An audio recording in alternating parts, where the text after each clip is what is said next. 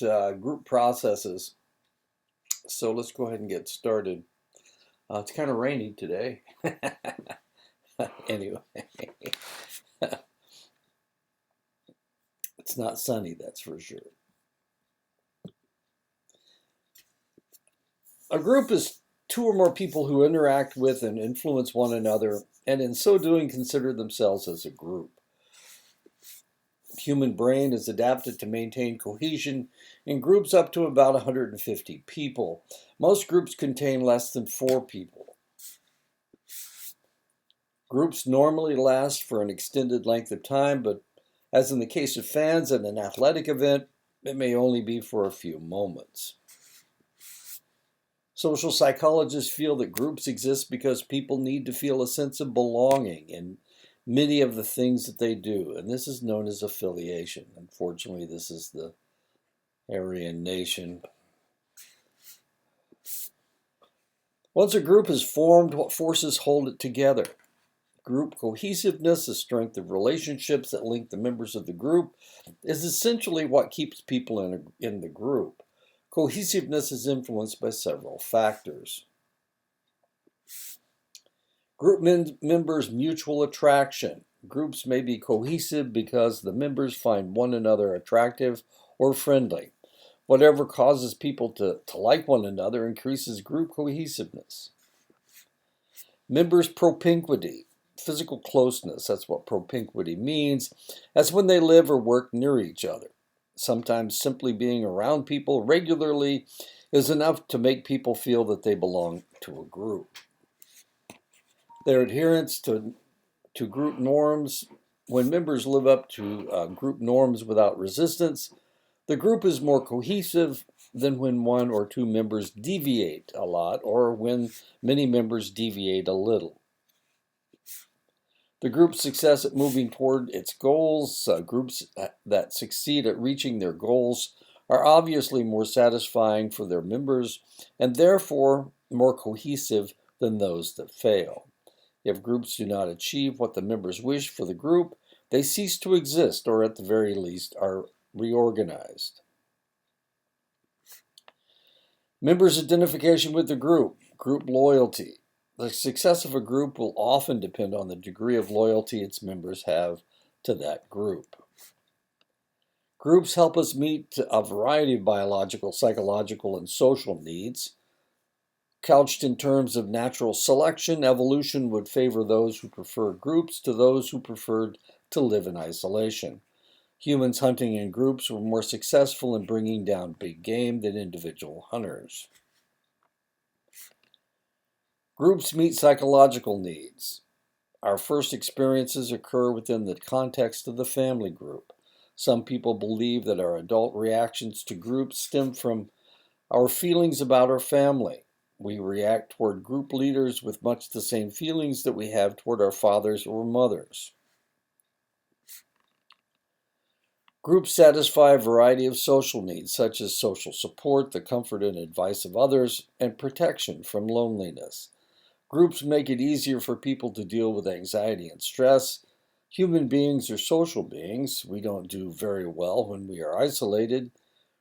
Research shows that social isolation, the absence of meaningful social contact, is strongly associated with death. Groups satisfy the human need for social comparison. We compare our feelings, opinions, and behaviors with those of other people particularly when we are unsure about how to act or think. We compare ourselves to others who are similar to us to get accurate information about what to do. The group often has different expectations for different group members. Newcomers are expected to obey the group's rules and standards of behavior, its norms, and show that they are committed to being good members. More senior members have idiosyncratic credit and can occasionally stray from group norms. For new members, the best chance being accepted by a group is to behave in a passive and anxious way. When the new members balk at following group norms or they don't meet the group's expectations, the group may try to take some corrective action by putting pressure on the member to conform. If the deviant does not come around, the group then disowns them. The deviant usually bows to group pressure and conforms to group norms. Deviants are rejected most when they interfere with the functioning of the group. And the reason I have this picture is because she's wearing what looks like a swan dress around her neck. And of course, everybody's laughing at her. One of the oldest concepts in social psychology is that people perform better and faster when in the presence of other people. This is known as social facilitation. The concept of social facilitation not only includes athletic events, but also is present in all species and most activities, including sexual activities among breeding pairs of rats. Yeah, let's talk about the sexual activity of breeding pairs of rats. According to the work of Robert Zients, the anxiety caused by the presence of others inhibits complex tasks, but it facilitates simple tasks. So as long as it's simple, the more people around, the faster you will go. If it's a complex task, the more people around, the more confusing things get, and the slower you go. However, social facilitation does not always take place. In fact, with more complex activities, the presence of others actually tends to hinder performance, as I just said. Athletes tend to be more energized when they are given support. For this reason, home field advantage is very important since the athletes are more likely to be supported in their own territory. This is no truer in any sport than soccer, where almost 70% of the games are won by the home team. While individuals tend to gain comfort from being around other people, too many people tend to have the opposite effect. When people are crammed in shoulder to shoulder, they tend to have the same reactions. Close together, people tend to have higher pulse rates and higher blood pressures. Nicholas Cottrell feels that the reason individuals perform differently when people are watching is because the individual is concerned about how others are evaluating them. Researchers have discovered people perform better when their co-actor is slightly superior. Arousal decreases when a high-status group is diluted with people the performer doesn't care about. People who worry about evaluations are the ones most affected by their presence. Social pressure is the most intense when the people are unfamiliar and hard to keep an eye on.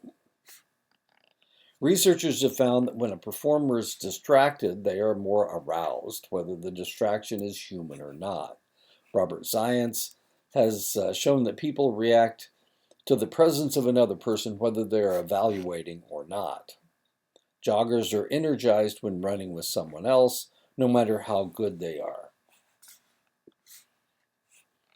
Another explanation of the presence of others effect is distraction conflict theory. According to this theory, arousal results from a conflict between demands for attention from the task and demands for attention from the audience. There are three main points to the distraction conflict theory. First, the presence of other people distracts attention from the task. Second, distraction leads to conflicts in attention. An individual has just so much attentional capacity. And third, the conflict between these two claims for attention stresses the performer and raises the arousal level. Researchers have discovered that when people are working on a group project, people tend to exert less effort toward a common goal than if people were being held accountable individually. And this is known as social loafing. John Sweeney refers to the people benefiting from social loafing as free riders, individuals who benefit from the group but give little effort in return.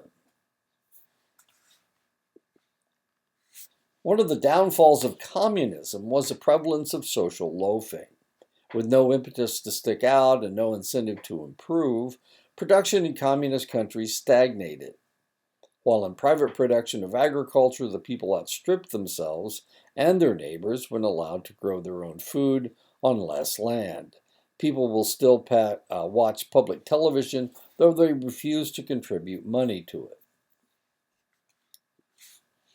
On challenging tasks, when an individual perceives their portion of the work as indispensable, they work harder.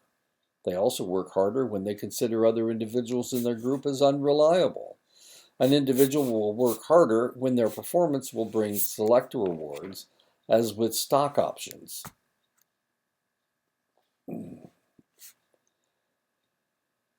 People tend to loaf less when the other members of their group are considered friends rather than strangers. People in collectivist cultures social loaf less than people in individualistic cultures. Women who tend to be less individualistic than men social loaf less than men do. People are more likely to work hard when there are challenging objectives, they are rewarded for group success, there is a spirit of commitment to the team. The Köhler effect is seen when a less capable member of a two-person group, a dyad, working together on a task works harder and performs better than expected when the group product is to be a result of the combined or conjunctive effort of the two members. This seems to be the opposite of social loafing. The weaker member of the group, rather than free riding or loafing, in fact increases his or her effort. And this is known as the Köhler effect. Groups not only affect how we perform, but they also influence our individual sense of worth, our self-esteem, which in turn has an impact on how one group relates to other groups in a society. In 1971, Tajfel and his colleagues showed that group categorizations, along with in-group identification, are both necessary and sufficient conditions for groups to discriminate against other groups, in-groups and out-groups.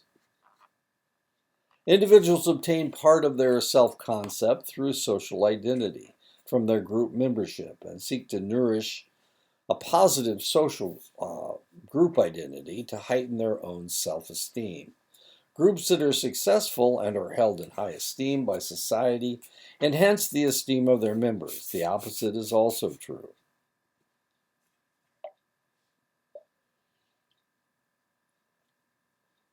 Group success depends on the social comparison with relevant outgroups on issues that are important to both. Favorable comparisons enhance the group and its members. Social identity, then, is a definition of the self in terms of group membership. Changes in the fate of the group imply changes in self-concept of the individual members. Self-identity theory proposes that a number of factors predict one group's reaction to other competing groups in society. It pertains to what may arise from the identification with a social category, membership in a social, political, racial, or religious group, for example.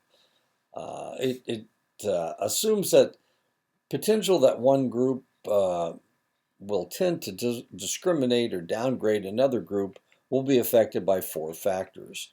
How strongly the in-group members identify with their group, the importance of the social category that the in-group represents, the dimension on which the groups are competing. The more important the dimension, the greater the potential for conflict. The group's relative status and the difference in status between in-group and out-group. A member who threatens the success of a group also threatens the positive image of the group. This leads to the black sheep effect. The observation that whereas an attractive in-group member is rated more highly than an attractive member of an out-group, an unattractive in-group member is perceived more negatively than an unattractive out-group member. The social identity theory inference is that the unattractive in-group member is a serious threat to the in-group's image. There is little in life as frightful as being excluded from groups that are important to us.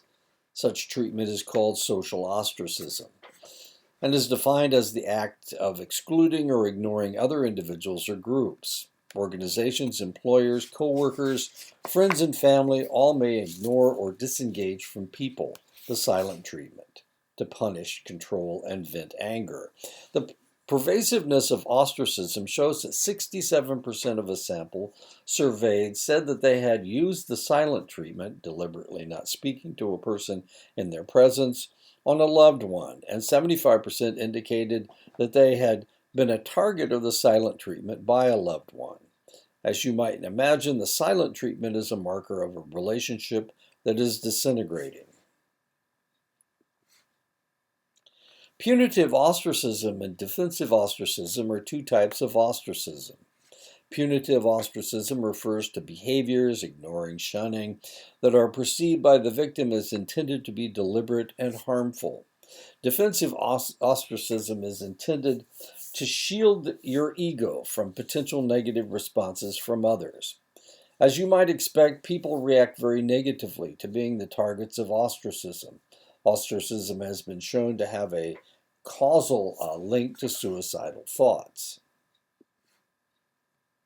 Ostracism has some psychological costs. Researchers have found that ostracizers have more negative moods and feel more disconnected from others as compared to non-ostracizers. Even when people engage in justified ostracism, ostracizing for a good reason, they experience negative effects on their psychological health. Legate and colleagues argue that ostracizers experience negative moods and lower satisfaction because they feel less in control of their behavior, thwarted need for autonomy, and less connected to others, thwarted need for relatedness. Research into reaction to ostracism discovered that males and females reacted differently. Males displayed social loafing by being less productive when working collectively than when working coactively. Females behaved quite differently depending on whether they had been ostracized or included. When included, they tended to work about as hard collectively as coactively. But when ostracized, they were more productive when working collectively compared to when they worked coactively. Women demonstrated that they were interested in regaining a sense of being a valued member of the group by displaying nonverbal commitment, leaning forward, smiling, whereas males tended to employ face-saving techniques such as combing their hair, looking through their wallets, and manipulating objects, all in the service of being cool and showing that they were unaffected by the ostracism. We can conclude that ostracism did threaten sense of belonging for both males and females. But ostracized females tried to regain a sense of belonging, whereas males acted to regain self-esteem.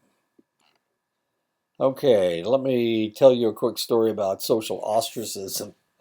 Once upon a time, I was a 17-year-old and I was going away to college. And so I chose an elite college in East Central Indiana, Wabash College. I went to Wabash.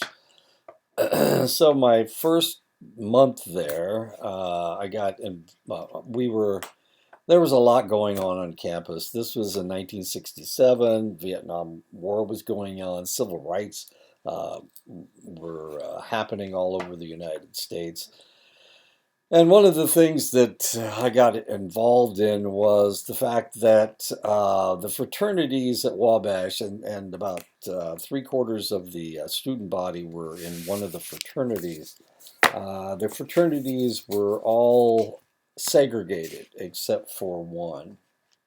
All the other fraternities, if you were black, you couldn't be a member. And so when I found that out, one of the things that I did was I didn't join a fraternity, and I complained about it. I complained about the fact that this didn't seem fair to me. So we came up with a way to.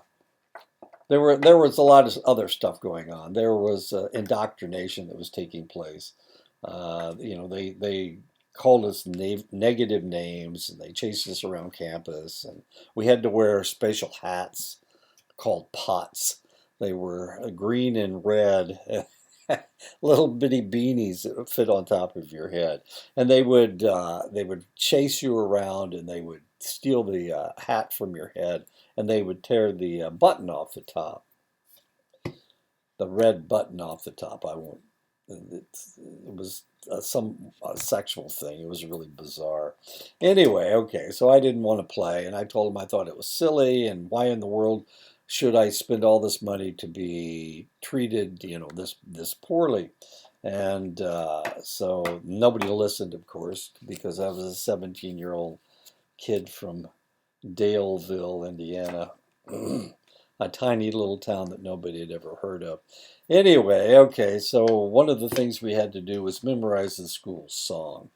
And about a month after we started at the school, they had this giant sing where they put all the freshmen in front of the chapel, and we had to sing the school song. And if we made a mistake, then we got in trouble. That the idea was that we got in trouble. So one of the things that would happen at the sing was that the upperclassmen would harass you, and they'd harass you in various ways. They had dead cats that they would hold in front of your face, roadkill, all kinds of stupid stuff. And they just tried to screw you up so that you messed up the song, and then theoretically you'd get in trouble. And if you couldn't sing the school song, then you're supposed to have your head shaved in the shape of a W, because this is Wabash College, so that was the idea. Okay. So a bunch of us decided we didn't want to get harassed by all these idiots, the upper class idiots. So we proposed to go in and write the school song. So we weren't even going to mess with those guys.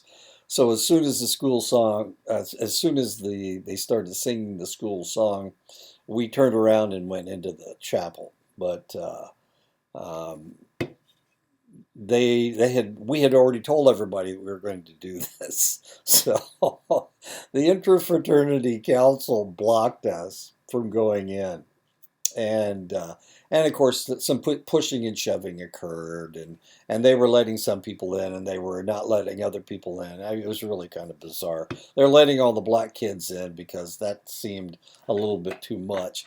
But I was I was only 17 years old, and I'm not a very large person. I'm only 5'6", and I was running cross country, so I was thin. I was pretty thin.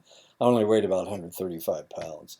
So I turned around and started to go inside, and this one football player caught me, and he grabbed a hold of me and he threw me across this group of people, and this other football player caught me, and they just started throwing me back and forth. And one guy stepped on my foot, and all of a sudden, it looked like it was going to get ugly. And the dean of students came and rescued me and took me inside. And I wrote down the school song. I made 5 mistakes, and so I was supposed to get my head shaved in the shape of a W. But I refused to do it. There were 5 of us that refused. One person allowed their head to be shaved in the shape of a W, and he dropped out of school about 2 weeks later. But we refused, the 5 of us, and so what happened was they socially ostracized us. They said we couldn't do any special things on campus. We were not welcome. It was the interfraternity council and the senior council. And so for the rest of my 4 years at Wabash, I was socially ostracized.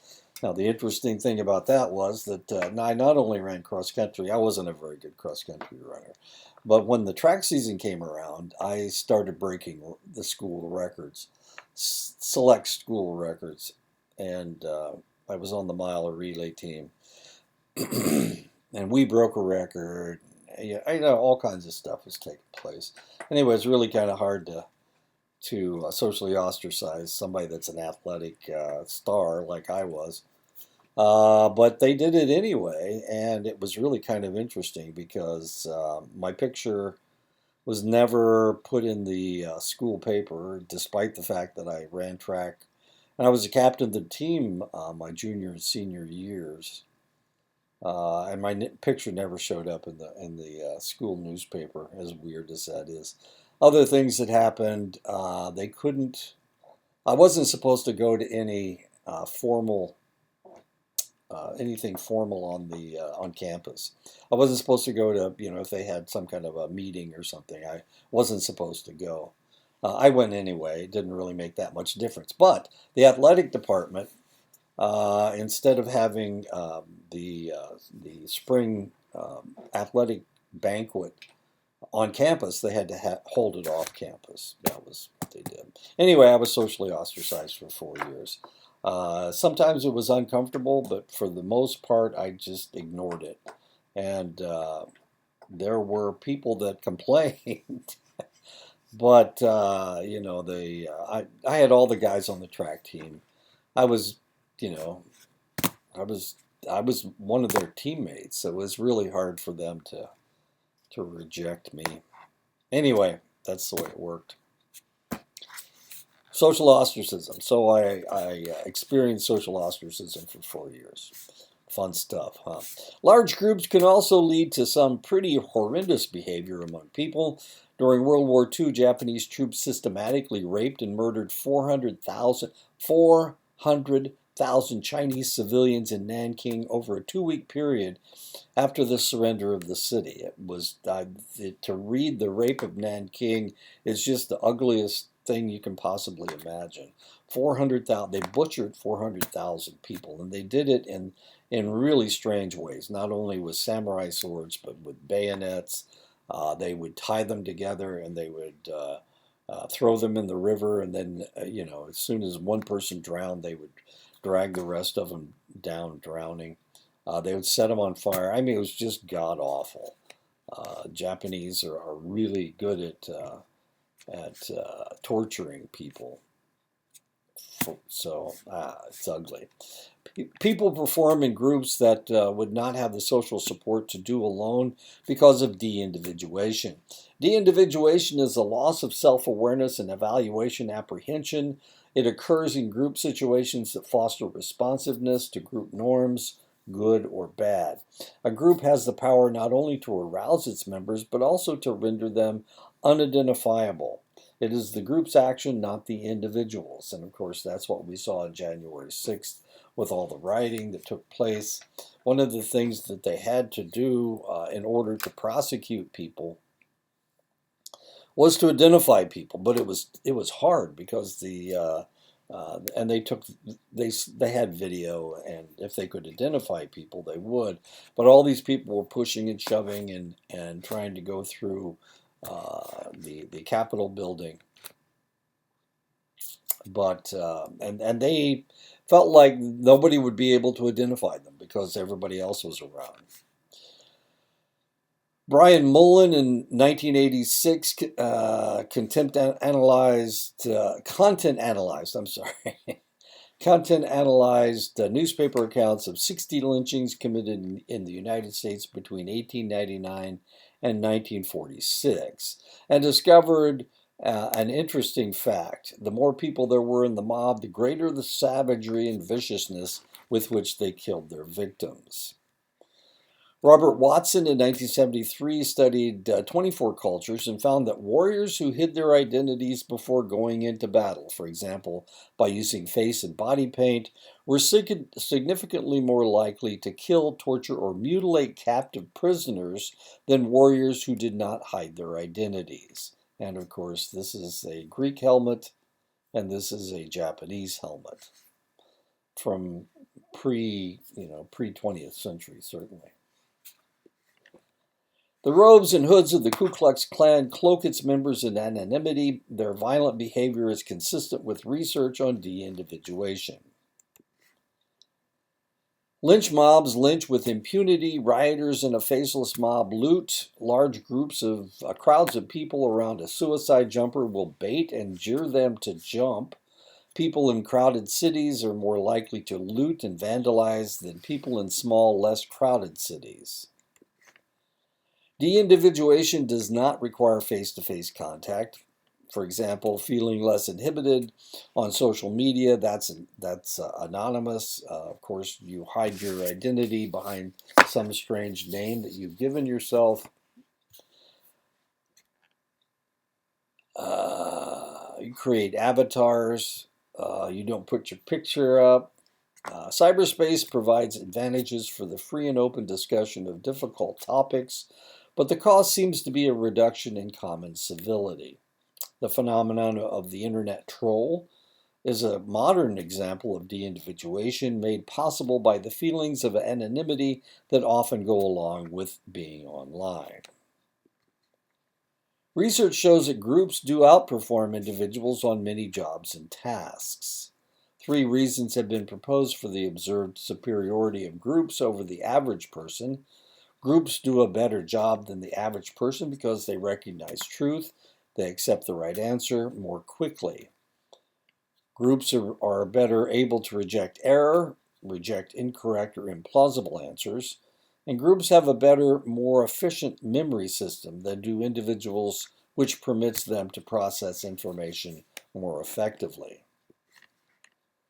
Group performance seems to be less than the sum of their parts. And of course, the parts are the individual members. Groups may possess what have been called transactive memory systems, a shared system for placing events into memory, encoding, storing those memories, and retrieving the information. Directory updating, in which people find out what other group members know. Information allocation, the place where new information is given to the person who knows how to store it. And retrieval coordination, which refers to how information is recovered when needed to solve a particular problem. Bacharach et al. Examined research on transactive memory systems and concluded that 1. Groups that operate in volatile environments, environments marked by unpredictable rapid change and uncertainty, are more likely to develop transactive memory systems. Environmental volatility increases the need for integrating and coordinating knowledge from disparate source and amplifies a team's information processing demands. They found that effective leadership was positively related to the development of a transactive memory system. Effective leaders can help team members understand who knows what on their team. The diversity of a team may negatively affect the development of a transactive memory system. Groups will do well only if the most talented member can convince the others that he or she is right, which is not always easy, given that many of us bear a strong resemblance to mules when it comes to admitting that we are wrong. You undoubtedly know what it's like to try to convince a group to follow your idea, be faced with opposition and disbelief, and then have to sit there and watch the group make the wrong decision. Isn't that the worst? Process loss is any aspect of the group interaction that inhibits good problem solving. In some groups, people don't listen to each other. One person is allowed to dominate the discussion while the others tune out.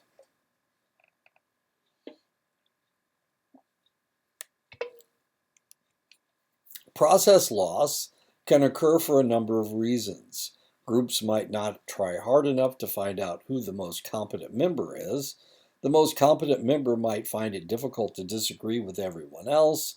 Communication problems can arise. Groups tend to focus on the information they share and ignore facts known to only some members of the group. Subsequent research has focused on ways to get groups to focus more on unshared information. Group discussions should last long enough to get beyond what everyone already knows. Assign different group members to specific areas of expertise so that they know that they alone are responsible for certain types of information. The great person theory purports that certain key personality traits make a person a good leader, regardless of the situation. A critical question is, what is the role of the leader in the group decision making?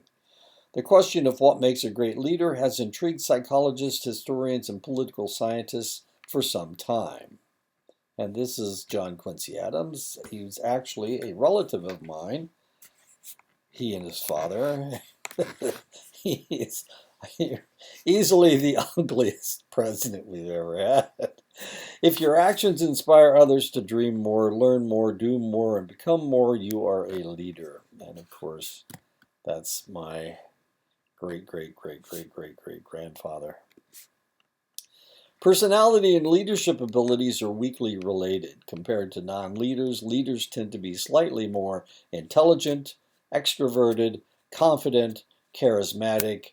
Surprisingly, few personality characteristics correlate strongly with leadership effectiveness.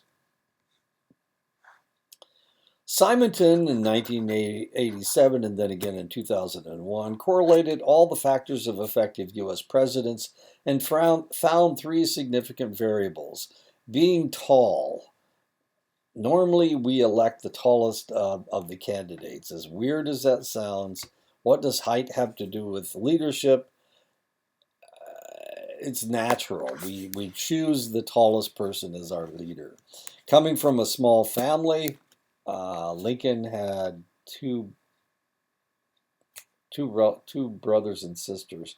I think they were half brothers and sisters. Anyway, this is the shortest guy was James Madison. The tallest president we've ever had was Abraham Lincoln. He was 6'4.5", and James Madison was 5'4". John Quincy Adams and his father, wait a minute, there he is. John Quincy Adams and his father were both 5'7", and I am 5'7", so as interesting as that is. Okay. Number of books published before election is the other. Coming from a small family, being tall. There you go. There are two basic styles of leadership. Transactional leaders are leaders that who set clear short-term goals and reward people who meet them. And transactional leaders do a good job of making sure the needs of the organization are met and that things run smoothly. This is Joe McCarthy. Joe McCarthy is famous for creating the famous Red Scare of the early 1950s. He tortured the United States for 4 years. He was trying to find communists and everything. And this is when the Hollywood blacklist started. Anyway, Joe McCarthy. Tail Gunner Joe, they called him. He saw communists everywhere. Transformational leaders are leaders who inspire followers to focus on common long-term goals. It is transformational leaders, however, who think outside the box, identify important long-term goals, and inspire their followers to toil hard to meet these goals. And these are famous transformational leaders: Ben Franklin, Henry Ford, who had some really strange ideas. He was kind of a Nazi, and he hated Jewish people. Bill Gates, of course, of Microsoft, Walt Disney, Joan of Arc, and Jesus were all transformational leaders. Contingency theory of leadership is the idea that leadership effectiveness depends both on how task-oriented or relationship-oriented the leader is and on the amount of control and influence the leader has over the group. This theory was developed by the industrial organizational psychologist Fred Fiedler. The contingency theory of leadership has been supported in studies of numerous types of leaders, including business managers, college administrators, military commanders, and postmasters. Two basic types: task-oriented leader and relationship-oriented leader. A task-oriented leader is a leader concerned more with getting the job done than with workers' feelings and relationships. The relationship-oriented leader is a leader who is concerned primarily with workers' feelings and relationships. And this is really kind of interesting because when my wife was in the service, she was an officer and she was a leader. And what they would do, a lot of she worked in the hospital. She was a hospital administrator. And what would happen would be they would have a task-oriented leader that would go into the hospital. Hospitals are really funny places. They're not like any other business. It's because it's a service organization. You're always trying to help people. And other organizations are trying to make money. They're trying to build this. They're trying to do that. They need to get the job done. But in hospitals, if you do that, then the people that are there to make people feel better, that are there to help people, to get those kinds of jobs done. Medicine is different from everything else. So you've got to have a giving personality. But if you have a task-oriented leader, what they do is they'll go into a hospital and they'll try to create efficiency. And sometimes the compassion gets taken out of the equation for both doctors and nurses and ancillary personnel. So what would happen would be they would have a task-oriented leader. They would kind of screw up a hospital. They would make it more efficient, but everybody's disgruntled. And then what they would do, they'd send in somebody to calm the waters. And that's what my wife did. She was a relation-oriented leader, and she would go in, and everybody just loved her because she negotiated. She talked to the doctors. She got all this stuff done, and so she would go in and somebody else would start a fire. Some task-oriented leader would start a fire, and then he would take off for some other place, and she would follow in behind him and clean up his mess, so that the hospital became functional again. Task-oriented leaders are most effective in high-control work situations. Leader-subordinate relationships are excellent. The work is structured and well-defined. Low-control work situations, leader-subordinate relationships are poor. The work needing to be done is not clearly defined. And of course, that's why they work. Relationship-oriented leaders are most effective in moderate control work situations. Fairly smooth, but some attention to poor relationships and hurt feelings is needed. When a task-oriented leader has alienated his workforce, that's when you send in the relationship-oriented leader and they fix everything up.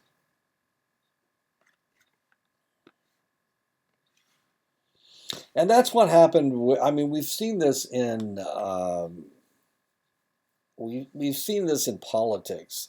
A president will come in and they'll be walking all over everybody. They're task-oriented people, and they alienate a lot of the workforce. And then the next person that's elected is a relationship-oriented leader, and that's exactly what happened.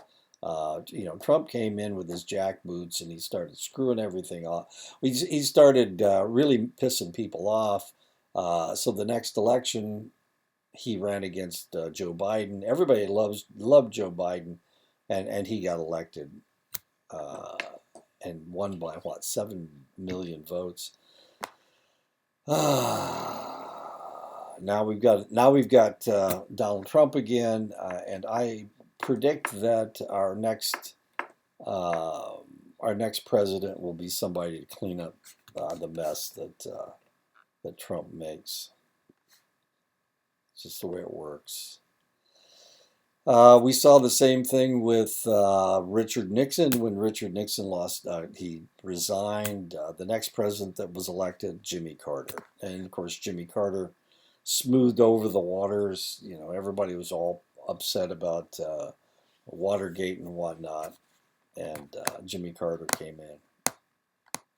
It may be difficult for women to achieve leadership positions. Many people see good leaders as having agentic traits.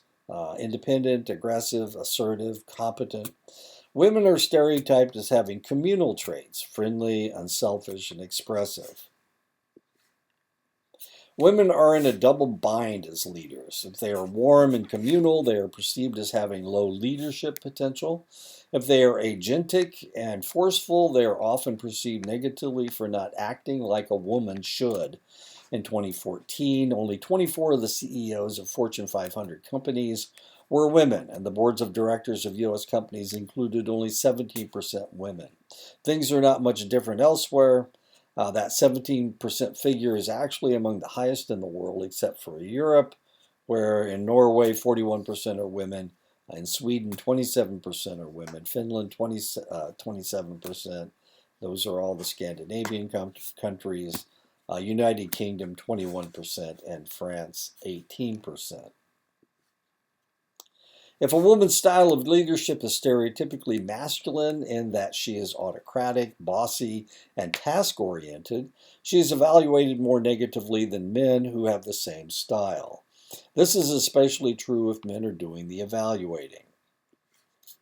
Another danger that women leaders face, because women are perceived as being more communal, they're more often thought to be better at managing crises, particularly ones that involved interpersonal problems, such as a conflict between high level managers.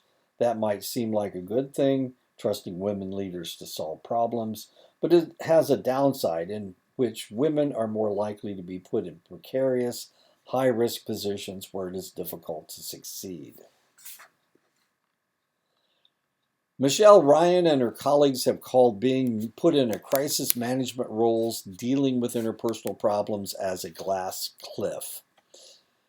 Even when women have broken through the glass ceiling into top leadership positions, they are more likely than men to be put in charge of units that are in crisis and in which the risk of failure is very high. In 2014, Mary Barra became the first female CEO of a major global automaker, in this case General Motors. Within months, she had to announce plans for General Motors to recall over 11 million cars due to defective design components that the company had known about for nearly 10 years. Could Barra become another example of a woman who broke through a glass ceiling only to find herself on a glass cliff? And the answer is she's still there. She's still there. Looking at leadership around the world, researchers have discovered that different cultures seek different attributes in their managers. Autonomous leadership, where the workers are independent of superiors and the leader stays distant from the workers, is popular in Europe, but not in South and Central American countries. But there was universal agreement about the value of two leadership qualities: charisma and being team oriented.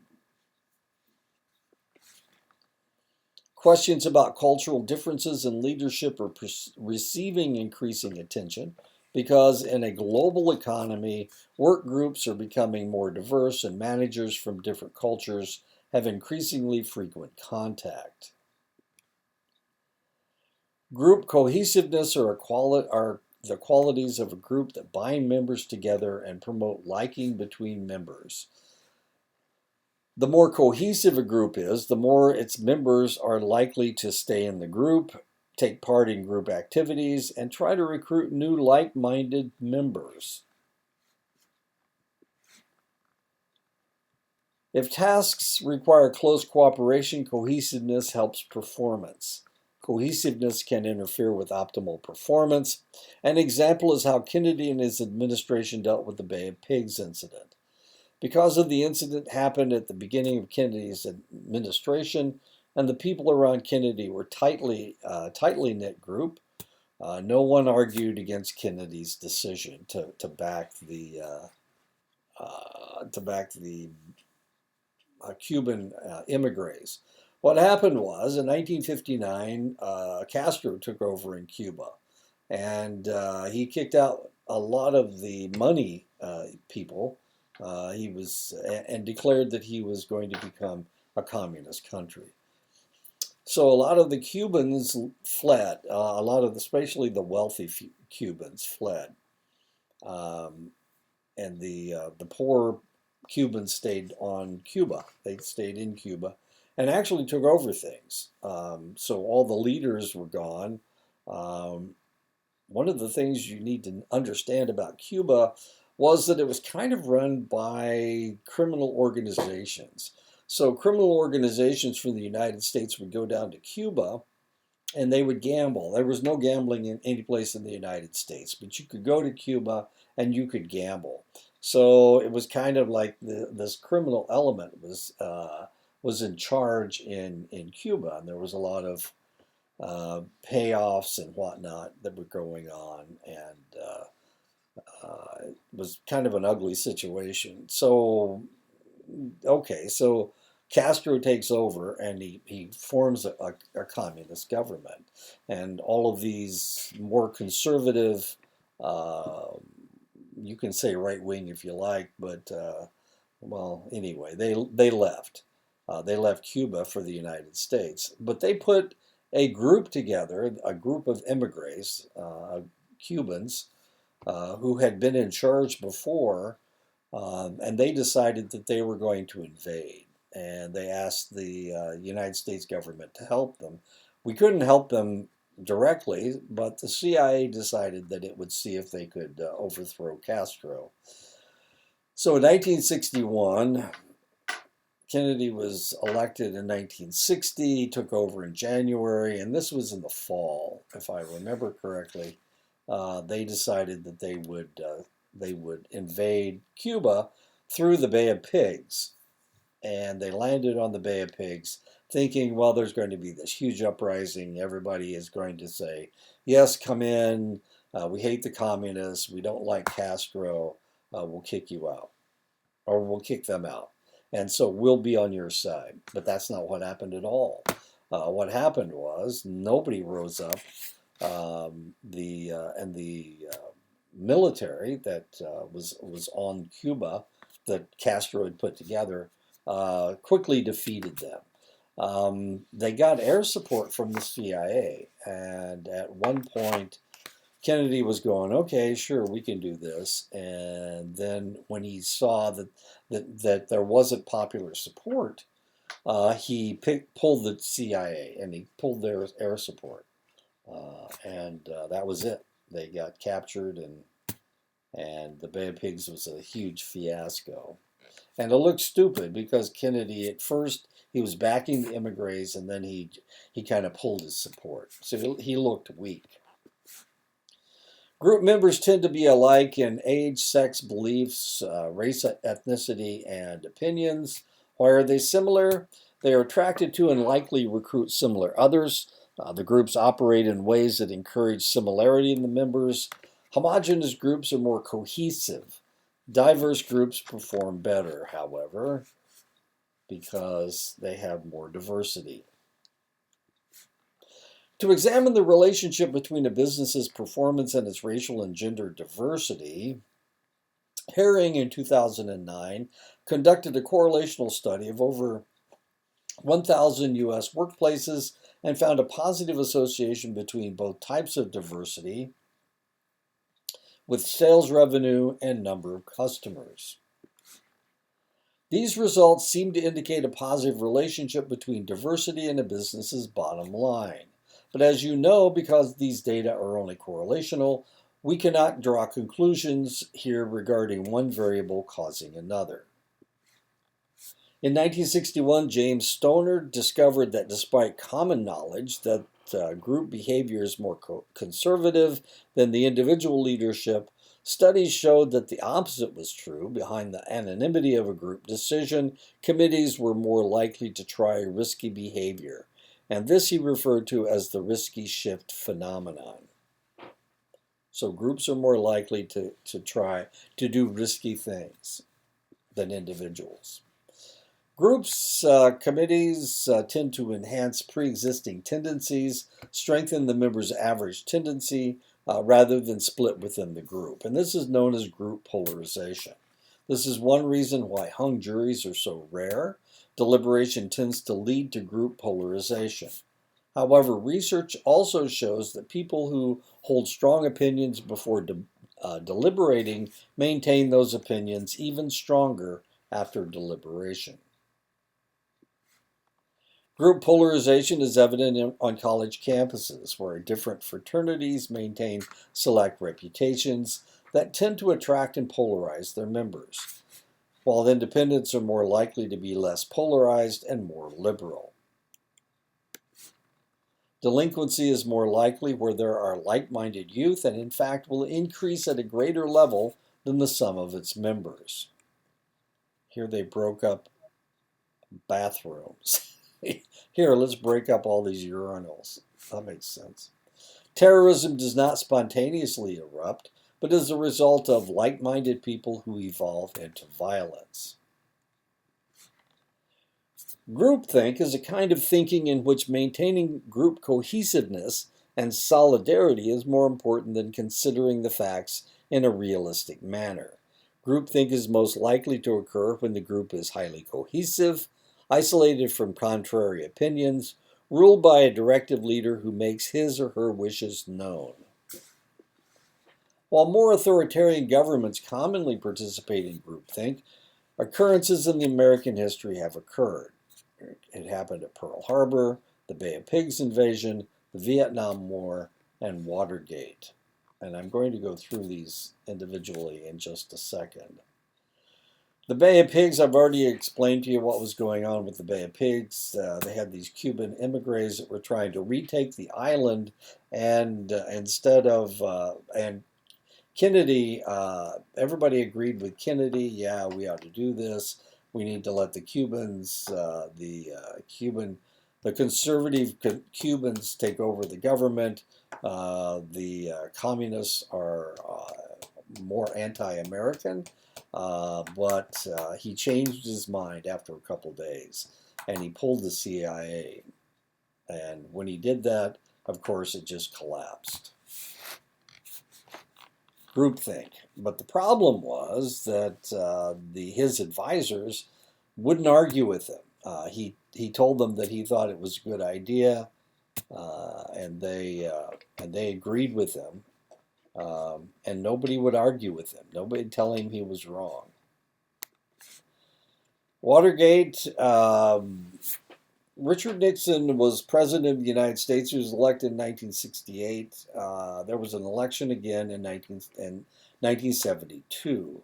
And before the election, he realized, wait a minute, the Democrats may have a plan to defeat me. And so I need to find out what's going on with the Democrats. So what he did, he sent in a bunch of CIA operatives. They weren't actually working for the CIA at the time, but they had worked for the CIA, and they went in and they placed bugs in the Democratic headquarters at the Watergate.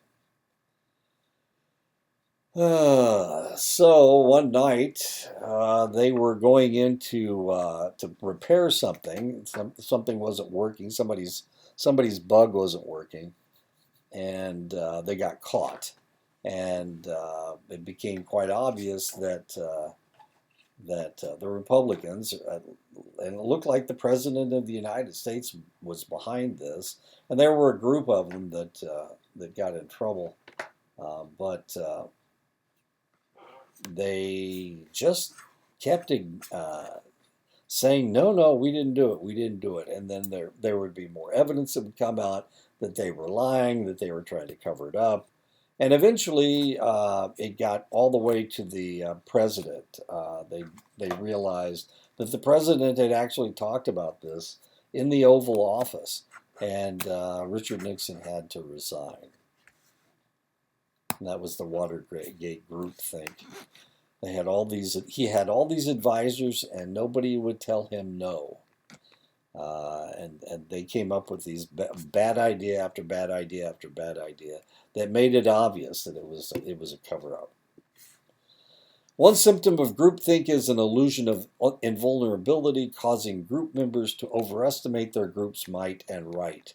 The captain of the Titanic had once said God himself could not sink this ship. On April 14, 1912, while still on the ship's first voyage, the Titanic struck an iceberg and sank. Only 711 people out of 2,224 on the ship survived. Another symptom is an unquestioned belief in the group's morality, which also leads to overestimation of power. During the Watergate cover-up, Nixon and his advisors had several opportunities to admit their collusion, but just kept trying to hide their deeds. Eventually, Nixon resigned, and 7 of his advisors went to prison. And these are 6 of them, and there was one more. The group tends to discount challenges by collectively rationalizing their decisions. When talking about escalating the Vietnam War, President Johnson held weekly Tuesday lunches discussing the war. Rather than talking about why the meeting was mostly used to just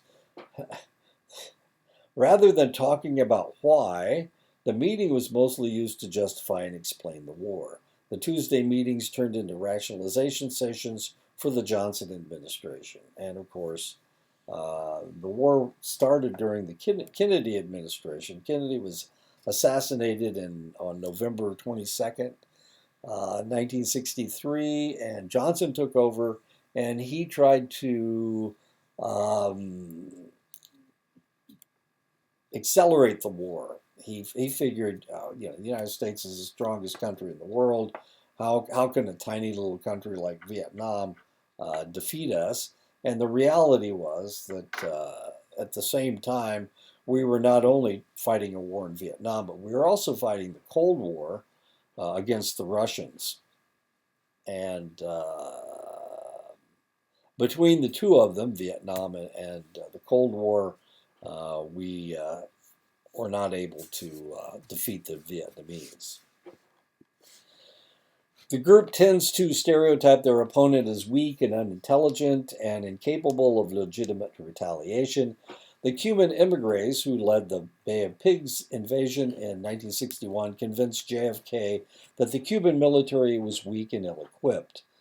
They also argued that popular support in Cuba would be so great that there would be a general uprising. The invasion, of course, collapsed in 2 days. Pressure toward uniformity, conformity pressures within the group by using ridicule and not allowing argument. Self-censorship is practiced by members to prevent ridicule. During the preparation for the Challenger flight, Thiokol engineer George McDonald wanted to postpone the flight. But instead of clearly stating, "I recommend we don't launch below 53 degrees, he offered an equivocal opinion. He suggested that lower temperatures are in the direction of badness for both O-rings. What did he think they should do? From this tempered words, it's hard to tell. And of course, the Challenger blew up because the O-rings froze. Because there is little opposition within the group, there is an illusion of unanimity. And they assume, and of course we hear this out of Trump all the time, everybody thinks this, everybody thinks that. Well, it's rare for everybody to ever think anything. So, but the reality is he's just talking about the people that he considers important. And the unimportant people are the ones that disagree with him. And he keeps talking about this illusion of unanimity. Everybody thinks this. Everybody thinks that. Everybody does. The group tends to protect the group from information that would call into question the effectiveness of morality of their decisions, and these are known as mind guards. The conservative right has several mouthpieces that defended every action taken by the Republican administration in general, and George W. Bush in particular, Fox News, Pat Buchanan, and Rush Limbaugh. They also support Trump. Rush Limbaugh, of course, has died, and so has Pat Buchanan. This is Tucker Carlson. I guess I need newer pictures, don't I? The wise leader can take several steps to avoid groupthink, remain impartial, seek outside opinions, create subgroups, seek anonymous opinions. And that's how you avoid groupthink. A study by L.H. Chin in 2000 showed that death rates nearly doubled for 16 to 17-year-old drivers when they had 2 passengers rather than none. Were they more willing to take chances when others were egging them on? And there was someone to show off for. And is that why teenage drivers die? Fortunately, President Kennedy learned from his mistakes from the Bay of Pigs decision, and when he encountered his next major foreign policy decision, the Cuban Missile Crisis, he took many of these steps to avoid groupthink. When his advisors met to decide what to do about the discovery of Soviet missiles in Cuba, Kennedy often absented himself from the group so as not to inhibit discussion. Kennedy brought in outside experts, for example, Adlai A. Stevenson, who were not members of the in-group. That Kennedy successfully negotiated the removal of Soviet missiles was almost certainly due to the improved methods of group decision making he adopted. And that is finally the end of the lecture. So I'll talk to you again next week. I don't know what we're going to talk about, but I'm sure it'll be just as much fun as